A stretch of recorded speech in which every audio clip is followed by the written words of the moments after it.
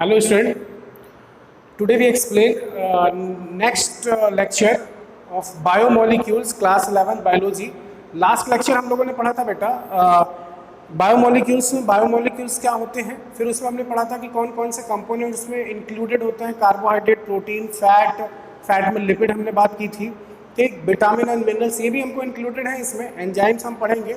But इस lecture में वहाँ पे हमने केवल इतना किया था, कार्बोहाइड्रेट पढ़ा था, उसकी ओल्ड डेफिनेशन, न्यू डेफिनेशन ये भी पढ़ी थी हमने, ठीक। उसमें हमने पढ़ा था कार्बोहाइड्रेट में हमें तीन मिले थे, मोनोसैकेराइड, ऑलिगोसैकेराइड एंड पॉलीसैकेराइड। क्लियर? तो आज हम डिस्कस करेंगे, मोनोसैकेराइड से स्टार्ट करेंगे, ऑलिगोसैकेराइड और पॉलीसैकेराइड भी हम डिस्कस करेंगे। क्लियर? तो चलिए फर्स्ट स्टार्ट करते हैं मोनोसैकेराइड।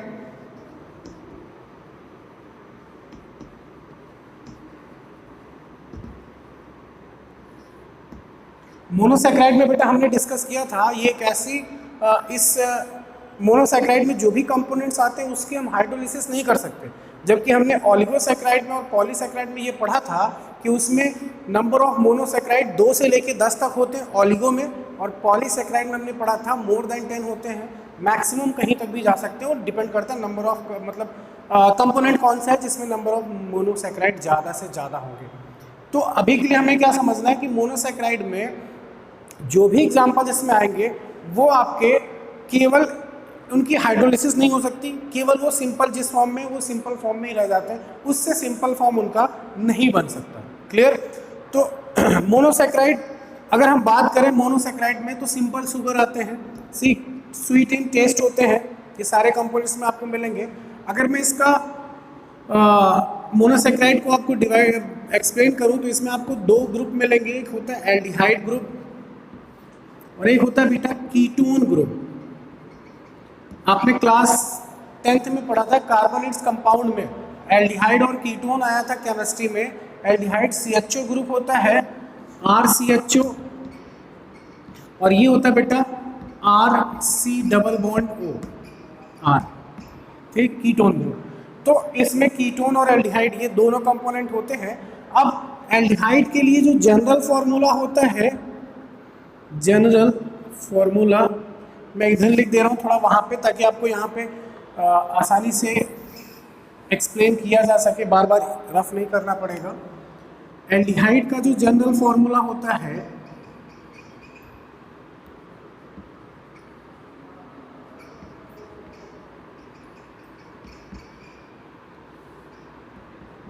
वो होता है बेटा CHO CHOH का whole N and CH2OH। Clear? ये होता है। और अगर हम कीटोन की बात करें तो कीटोन के केस में जो जनरल फॉर्मूला होता है वो होता है CH2OH C डबल बॉन्ड हो कीटोन, CHOH का होल N एंड CH2OH, ये होता है। अभी ये क्या चीज़ है मैं आपको समझाऊंगा वन बाय वन, पहले अच्छे से इसको फोकस कर लीजिए, इसको समझ लीजिए कि एल्डिहाइड के लिए जो जनरल फार्मूला होता है, जब भी हम मॉलिक्यूलर फार्मूला बनाएंगे तो हमें इसकी ज़रूरत पड़ेगी, तभी हमें समझ में आएगा, ठीक। अब देखिए ज़रा इसके जनरल फार्मूले की अगर हम बात करें तो यहाँ पे देखिए 1, 2 और 3 कार्बन तो ऑलरेडी प्रेजेंट होंगे, क्योंकि N की वैल्यू आप 0 तो रखोगे नहीं, N की वैल्यू आपको एटलीस्ट 1 रखनी होगी मिनिमम, मैक्सिमम आपके पास जैसा कंपाउंड हो उसके अकॉर्डिंग सेट करना होगा। अगर आप यहाँ पे N की वैल्यू 1 रखते हो तो यहाँ पे देखिए 1, 2 और 3 कार्बन आपको मिलेंगे, ठीक। जबकि हमने ऑलरेडी कार्बोहाइड्रेट की डेफिनेशन पढ़ी थी, पॉलीहाइड्रोक्सी वर्ड आया था, पॉली मतलब नंबर ऑफ हाइड्रोक्साइड क्या होंगे, ज़्यादा होंगे, ऑफ एल्डिहाइड एंड कीटोन। तो एल्डिहाइड ग्रुप वाला होगा या तो कौन सा होगा, कीटोन ग्रुप का। अच्छा, यहाँ पे N की वैल्यू अगर हमने 1 रखी है क्योंकि इसके पास कितने कार्बन आए, 3, लेकिन यहाँ पे अगर हम जनरल फॉर्मूले में देखें तो आपको मिलेंगे 1, 2, 3 और 4 मिलेंगे। क्लियर? तो यहाँ पे अगर N की वैल्यू 1 रखते हो तो यहाँ पे N की वैल्यू 0 रखनी पड़ेगी, तभी आपको ये दोनों क्या मिलेंगे, इक्वल, क्योंकि आपको दोनों इक्वल लेके आना है कि एल्डिहाइड और कीटोन ग्रुप के अकॉर्डिंग जो फॉर्मूले आएंगे वो इक्वल आएंगे। कैसे आएंगे वो जरा देखिए। तो जब हमने मोनोसैकेराइड को जब क्लासीफाई किया तो इसमें हमें मिला n की वैल्यू हमने 1 रखी, n की वैल्यू 2, n की वैल्यू 3। क्लियर? तो जब अगर हम n की वैल्यू 3 रखेंगे बेटा तो आपको क्या मिलेगा, 1 2 3 कार्बन मिलेगा C3। जरा अच्छे से फोकस करिएगा। H कितने टाइम्स मिलेगा, 1 2 3 2 5 1 6 सॉरी। ऑक्सीजन कितने टाइम्स मिलेगा, 1 2 और 3। आपने 1 रखा था ना यहाँ पे, इसकी वैल्यू n की वैल्यू 1 रखी है तो इससे मल्टीप्लाई होगा 1 टाइम्स 1 टाइम्स 1 टाइम्स, कितने हो गए 3। मतलब जितने नंबर ऑफ कार्बन होंगे उतने ही क्या होंगे, ऑक्सीजन। तो इसे हम बोलते हैं बेटा ट्राइयोज। क्या बोलते हैं, ट्राइयोज, क्योंकि कार्बन कितने हैं 3। अच्छा n की वैल्यू 2 रखें, अगर हम मान लो यहाँ पे 2 रखते हैं तो कार्बन कितना हो जाएगा, 2 3 4 C4। क्लियर? हाइड्रोजन कितने हो जाएंगे, 2 और 2 4 4 2 4 1 5 5 2 7 और 7 1 8। ऑक्सीजन यहाँ पे n की वैल्यू 2 थी, ये 2 हो गया 3 4, ये हो जाएगा टेट्रोज। क्लियर? अगर आपको कोई डाउट होता है तो कमेंट बॉक्स में लिख के आप क्वेश्चंस पूछ सकते हो उसमें, ठीक। C4H8O4। अब इन शॉर्ट अगर आप डायरेक्ट करना चाहो तो जितने नंबर ऑफ कार्बन उतने ऑक्सीजन कर लीजिए और उसका जस्ट डबल क्या कर दीजिए, हाइड्रोजन। मतलब किस रेशियो में, 1:2:1 के फॉर्म में। अगर मैं n की वैल्यू 3 रखता हूँ यहाँ पे तो n की वैल्यू 3 रखोगे 3, ये हो जाएगा 4 और 5 C5। क्लियर? और 3 आपने रखा था, 3 ये हो गया 3 ये हो गया 6 7 2 9 1 10। ऑक्सीजन n की वैल्यू 3 है, 3 4 5। बताओ पेंटोज होगा या नहीं होगा, 5 कार्बन पेंटोज। अब देखिए लास्ट वन, n की वैल्यू मैं 4 रख रहा हूं। n की वैल्यू अगर मैं 4 रखूंगा यहाँ पे 4 मैंने रखा, कार्बन कितने हो जाएंगे, 4 1 5 1 6। हाइड्रोजन 4 यहाँ पे रखा है, 4 4 8 9 11 12। ऑक्सीजन 4 ऑक्सीजन 5 6, क्या बन गया बेटा, हेक्सोज। तो आप अगर डायरेक्ट देखो तो ये एग्जांपल किसका है, ग्लूकोज का। किसका, ग्लूकोज का। क्लियर? तो मैंने देखो जो भी चीज़ें जहाँ से उठाई है वो आपकी कौन सी है, जनरल फॉर्मूला किसका लिया मैंने, एल्डिहाइड का। क्लियर? मैंने एल्डिहाइड का ही फॉर्मूला यूज़ किया, कीटोन का फॉर्मूला यूज़ नहीं किया है, क्योंकि मैंने ऑलरेडी आपको बता रखा था कि अगर हम एल्डिहाइड के केस में जितनी n की वैल्यू लेंगे, अगर कीटोन यूज़ करेंगे तो उससे हमें कम लेना होता है। तो अभी मैं एल्डिहाइड से प्रूफ कर रहा था, आगे चल के हम कीटोन से भी करेंगे, समझ में हमें तब भी वही चीज़ आएगी, बट यहाँ पे अभी हम एल्डिहाइड से इसको एक्सप्लेन कर रहे हैं। क्लियर? तो एल्डिहाइड ग्रुप के लिए जनरल फॉर्मूला ये था, उसके लिए ये था बेटा। तो हमने इसके बिहार पे किया। आई होप आपको समझ में आ गया होगा ये। अगर कोई डाउट होता है तो आप फिर से अपना जो भी क्वेरी है आप क्वेरी कर सकते हो उसमें। n की वैल्यू रखोगे, ध्यान रखिएगा n की वैल्यू 1 तो रख सकते हो, लेकिन नंबर ऑफ कार्बन कितने से स्टार्ट होगा, 3 से, 2 से नहीं स्टार्ट हो सकता, क्योंकि इसमें एटलीस्ट कितने होंगे, मिनिमम 3। क्लियर? अब चलते हैं, जैसे यहाँ पे एल्डिहाइड के अकॉर्डिंग फॉर्मूला क्या बना, ग्लूकोज। अगर मैं यही चीज़ कीटोन में रखता तो n की वैल्यू 4 ना रखता, कितना रखता, 3। एक बार ट्राई करके देखना हो, जरा देख लीजिए। एक एग्जाम्पल मैं दिखा रहा हूँ आपको, देखो जरा। n की वैल्यू मैंने कितना रखा था, 4, किसके लिए, एल्डिहाइड ग्रुप के लिए। तो उसके लिए मैं कितना रखूंगा, 3। जरा देखो n की वैल्यू मैंने 3 रखा यहाँ पे, इस पे जरा रख के देखिए। n की वैल्यू 3 कार्बन 4 5 6 C6। n की वैल्यू 3 है, 3 3 6 2 8 1 9 2 11 1 12। ऑक्सीजन यहाँ पे 3 है, 4 5 6। बोलिए आया या नहीं आया, यही तो आया था ग्लूकोज का फॉर्मूला। बट ये ग्लूकोज नहीं होगा, ये क्या हो जाएगा, फ्रक्टोज। तो ग्लूकोज और फ्रक्टोज का फॉर्मूला, मॉलिक्यूलर फॉर्मूला सेम होता है, बट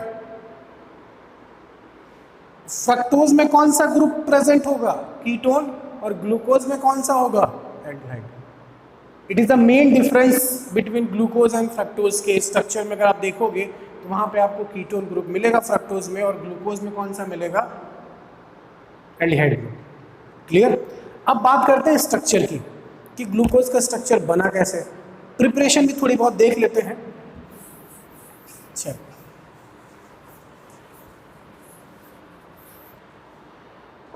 अच्छा पहले स्ट्रक्चर देखते हैं थोड़ा बेटा। अगर हम बात करें स्ट्रक्चर की तो आपको पता है ग्लूकोज के स्ट्रक्चर में n की वैल्यू कितनी रखोगे आप? n is equal to 4। ठीक भैया, n इज इक्वल टू 4। अच्छा, n इज इक्वल टू हमने 4 रखा, ध्यान से सुनना मेरी बात। सबसे पहले क्या होगा? CHO, फिर क्या होगा? CHOH का होल 4, और क्या होगा? CH2OH। आपको सर तो सिंपल है, बट इसको अभी ओपन करना है। 4 कार्बन ओपन करोगे, 4 times hydrogen, 4 times OH open हो जाएगा। जरा ओपन करके देखते हैं क्या बनता है। ध्यान से समझिए, एक समझाऊंगा आपको, दूसरा ऑटोमेटिक खुद से आप करोगे। CHO 1 carbon, 2 carbon, 3 carbon, 4, and last one क्या आ जाएगा? CH2OH। Any problem? n की वैल्यू कितनी रखी? 1 2 3 4। ठीक बेटा। अब नंबर ऑफ हाइड्रोजन कितने थे? आपने लिखा था CHOH का होल 4। नंबर ऑफ हाइड्रोजन कितने हैं? 4। तो ध्यान रखिएगा, ऊपर से जब नीचे आओगे तो H इधर हो जाएगा, ये वाला H इधर, बाकी दोनों H जो होंगे आपके वो इधर इस साइड होंगे। ठीक, ये रूल होता है, अभी आगे चल के डिस्कस करेंगे। फिर OH कितने टाइम्स है? 4 times OH OH OH OH। ये बन गया स्ट्रक्चर किसका? ग्लूकोज का। अगर आपको काउंट करना है, काउंट कर सकते हो। C1 C2 C3 C4 C5 C6, 6 carbon, C6 hydrogen, 1 2 3 4 5 6 7 8 9 11 12। Oxygen 1 2 3 4 5 6। समझ में आया आपको? ये तो था इसका स्ट्रक्चर। अब अगर नीचे से देखो, 5वें नंबर का जो OH है, अगर ये आप देखो, ये मेरा राइट हैंड है, ये लेफ्ट हैंड है, ये राइट है, ये लेफ्ट है। अगर ये राइट साइड होता है तो इसका नाम होगा डी ग्लूकोज। क्या नाम होगा बेटा? D glucose. और अगर ये लेफ्ट साइड होता तो क्या हो जाता? L glucose. बट एल छोड़िए, अगर ये राइट साइड है तो अल्फा, और अगर ये लेफ्ट साइड आ जाता है तो क्या होता है? बीटा। ये अल्फा ग्लूकोज है, अल्फा डी ग्लूकोज कहते हैं उसे। ठीक, तो अगर ये OH राइट साइड होगा तो अल्फा, लेफ्ट साइड हो जाता है तो कौन सा हो जाता है? बीटा। आई होप आपको समझ में आया होगा। ये ग्लूकोज का स्ट्रक्चर है। ये फिशर फॉर्मूला है, FISCHER, फिशर फॉर्मूला। एक होता है हावर्थ फॉर्मूला। हावर्थ फॉर्मूले से भी देखते हैं कैसे क्या होगा, जरा देखिए।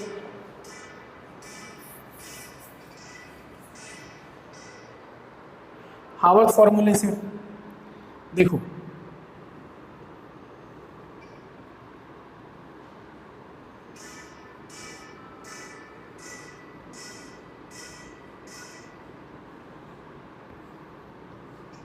ध्यान समझना मेरी बात, बहुत अच्छे से समझ पाओगे तो एक बार फिर से प्रैक्टिस करिएगा कॉपी पे खुद से, आपको समझ में आ जाएगा कैसे क्या हुआ था। देखो, ये फर्स्ट कार्बन है CHO।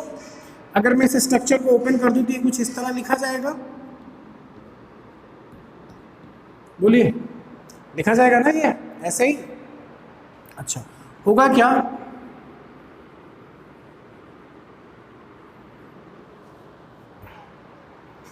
ये वाला जो हाइड्रोजन है, ये हाइड्रोजन चला जाएगा इसके पास, फर्स्ट वाले कार्बन के पास।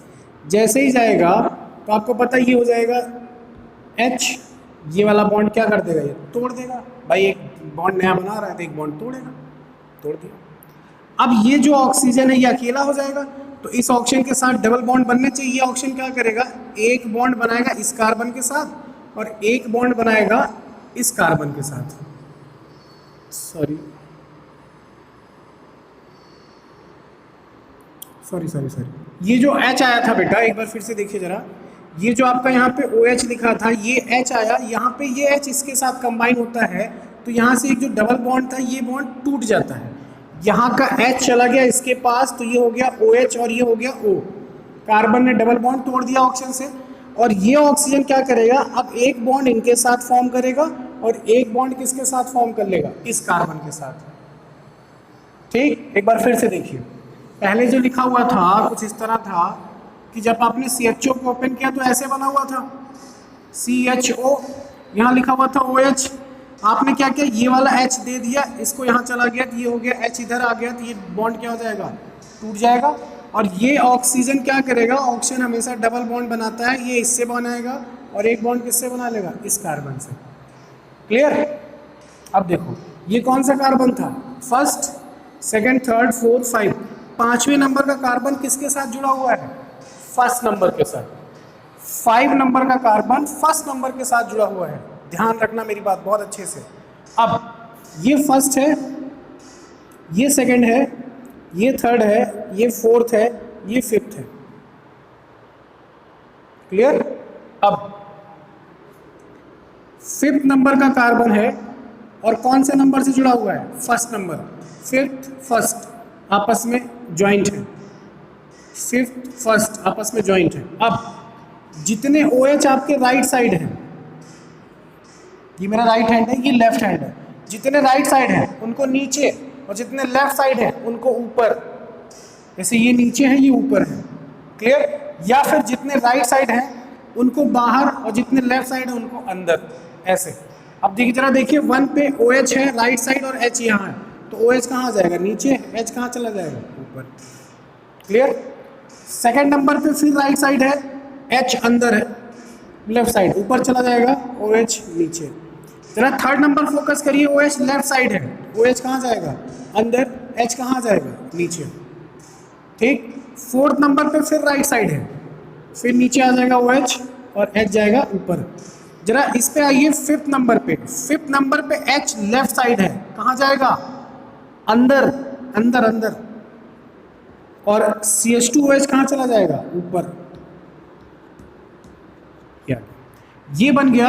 अब ये OH तुम्हारा नीचे है तो ये हो जाएगा अल्फा, अगर ये ऊपर होता तो क्या हो जाता, बीटा। ठीक, तो ये हो गया अल्फा ग्लूकोज। ये है बेटा हावर्थ फॉर्मूला।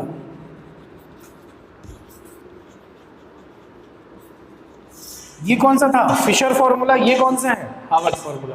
तो ये स्ट्रक्चर था, मैं बात कर रहा था कि ग्लूकोज का स्ट्रक्चर बनता कैसे। एक बार खुद से आप पहले इसको अच्छे से सुन लीजिए, समझ लीजिए, फिर एक बार अपनी कॉपी में फिर से ड्रॉ करिए। अगर फिर भी नहीं आता फिर पूछिए, मैं आपको फिर इसका लेक्चर प्रोवाइड करूंगा, बट पहले आप इसको अच्छे से खुद से बनाना सीखिए कि कैसे बना, कहाँ कहाँ मैंने क्या चीज़ बताई वो नोट करिए, फिर खुद से प्रिपेयर करिए। क्लियर। जरा इसकी बात करते हैं प्रिपरेशन की।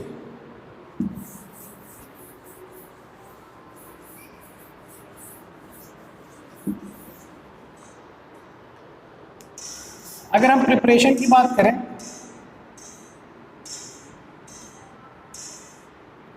कि ग्लूकोज बनेगा कैसे, तो देखो जरा, C12H22O11, दिस इज सुक्रोज।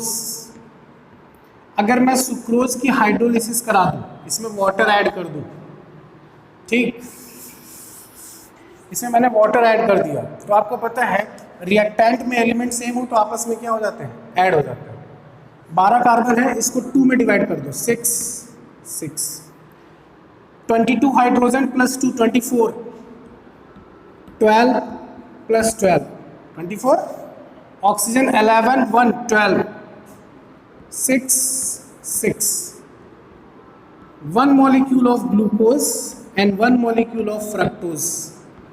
अगर आप सुक्रोज की हाइड्रोलिसिस करते हो तो आपको क्या मिलेगा, 1 molecule of glucose and 1 molecule of fructose. Clear. ये ग्लूकोज आपका प्रिपेयर हो जाएगा। दूसरा एग्जांपल, अगर मान लीजिए हम माल्टोज लेते हैं, C12H22O11 माल्टोज, और इसकी हाइड्रोलिसिस करते हैं, ध्यान रखना इन दोनों का फॉर्मूला सेम होता है। इसकी हाइड्रोलिसिस करते हैं तो बेटा 2 मॉलिक्यूल्स ऑफ ग्लूकोज बनता है, फ्रक्टोज नहीं बनता। यहां पर फ्रक्टोज नहीं फॉर्म होगा, केवल यहाँ पे 2 मॉलिक्यूल्स ऑफ ग्लूकोज फॉर्म होगा। अगर हम यहाँ पे स्टार्च ले लें n टाइम्स और इसकी हाइड्रोलिसिस कर दें तो यहाँ पे जो ग्लूकोज बनेगा वो n टाइम्स बनेगा, n टाइम्स ग्लूकोज का फॉर्मेशन हो जाएगा। तो ये तो बात थी कि ग्लूकोज कैसे प्रिपेयर होगा, तो पहले आप इसको अच्छे से समझ लीजिए। ये मैंने अभी केवल मोनोसैकेराइड बताया है, अभी ऑलिगोसैकेराइड है, पॉलीसैकेराइड है, सारी चीज़ें पढ़ेंगे वन बाय वन पहले। लेकिन इसको आप बताइए आपको कैसा मतलब समझ में आया, कहीं कोई डाउट हो वो भी क्लियर कर लीजिए। आप इसको पहले कॉपी करिए, जितना मैंने पढ़ाया अभी आपको, जितना एक्सप्लेन किया उसको पॉज करके आप कॉपी कर लीजिएगा। आगे एक्सप्लेन करते हैं ऑलिगोसैकेराइड और पॉलीसैकेराइड। मोनोसैकेराइड में कुछ और पॉइंट्स पढ़ेंगे, इसका यूज़ पढ़ेंगे ग्लूकोज का, और भी कुछ चीज़ें से रिलेटेड स्ट्रक्चर से हम कीटोन से भी इसका स्ट्रक्चर बनाएंगे, फ्रक्टोज का कैसे बनेगा, फॉर्म होगा, ठीक ना। इसमें 6 मेंबर रिंग होगी एल्डिहाइड ग्रुप वाले में, इसमें 5 मेंबर रिंग होगी, वो सारी चीज़ें डिस्कस करेंगे। बट अभी के लिए पहले आप इतना नोट करिए, ओके बेटा।